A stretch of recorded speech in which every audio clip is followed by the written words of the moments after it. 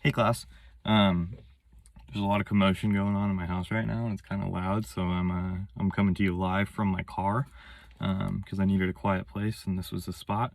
Starting to get a little hot in here though, but we'll get this done. So as far as these two questions, and also the questions before, I'm very excited about this class. We've already dove into a lot of really cool things. But addressing this first question of why did God send Joseph to Egypt, I was reading through Genesis, and I was doing some research on Blue Letter Bible, looking at different things, and I found a psalm, actually. It's Psalm 105, verse 16 through 22. And it says this: when he summoned a famine on the land and broke all supply of bread, he had sent a man ahead of them, Joseph, who was sold as a slave. His feet were hurt with feeders, his neck was put in a collar of iron, until what he had said come to pass, the word of the Lord tested him. The king sent and released him. The ruler of the people set him free. He made him lord of his house, and ruler of all his possessions, to blind his princes at his pleasure, and to teach his elders wisdom.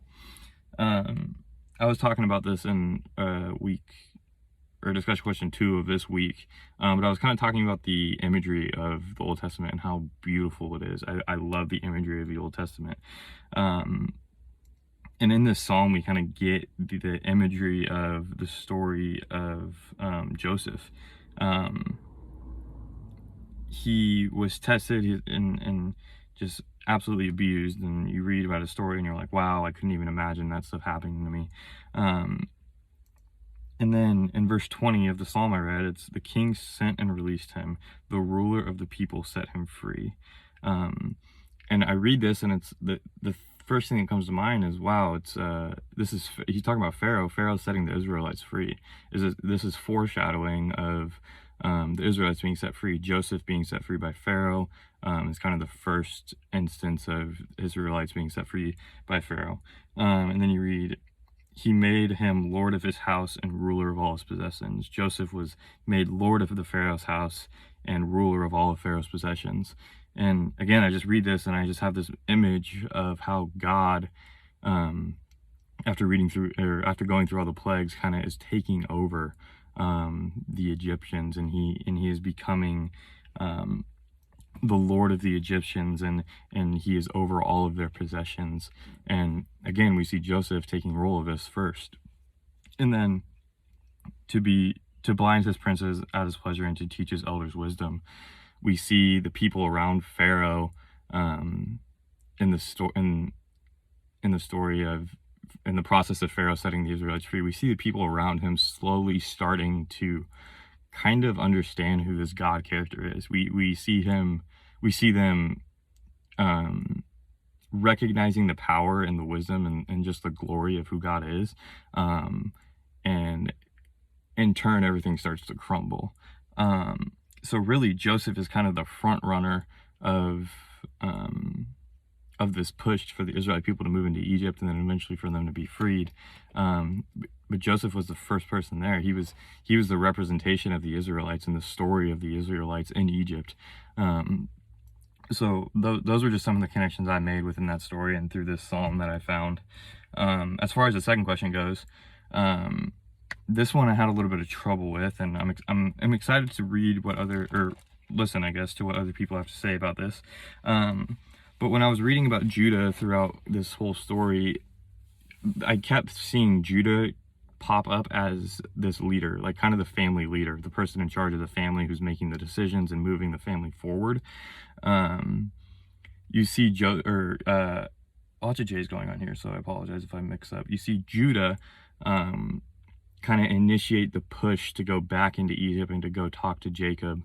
And you again, when you read, you see Judah kind of taking action and wanting to do things, and kind of eventually this leads to, one, the rekindling of Judah's relationship with his brother, and then 2, his family being in a better place.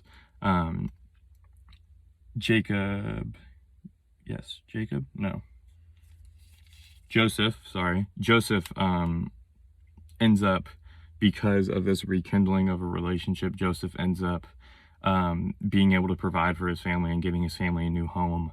for where they can live, and they're supported well, and they have food. And when you look back to the start of when Joseph, yes, when Joseph is in power, and you're reading about where Judah and the rest of the brothers are at, they're in a completely opposite place of when we see them at the end. We see them in a really nice house in their own land, and they have all these things because of their brother and because of that rekindling of the relationship because of Judah. So yeah, I saw him as a leader of his family. I saw him kind of as the front runner, the one who was taking action the most. To address the question of how his was more significant, it's hard to tell which was more significant. I mean, you can look at it in multiple different ways, and you have different opinions, and I couldn't clearly find a reason for it being more significant. Definitely significant because he brought his family out of a terrible place, and again rekindled this family relationship, pretty much brought his family back together, which is amazing. But you also look at Joseph's story, and it's really cool, and kind of how he's the front runner of this whole thing almost. So yeah, those are some of my thoughts. Again, I would love to hear some of your thoughts. I can't wait to hear some of your thoughts. Also looking very forward to future questions in this class. It's a very fun class already. So like I said, it's going to be really cool hearing what you guys have to say. And yeah, hope you guys enjoy. Yeah, see ya.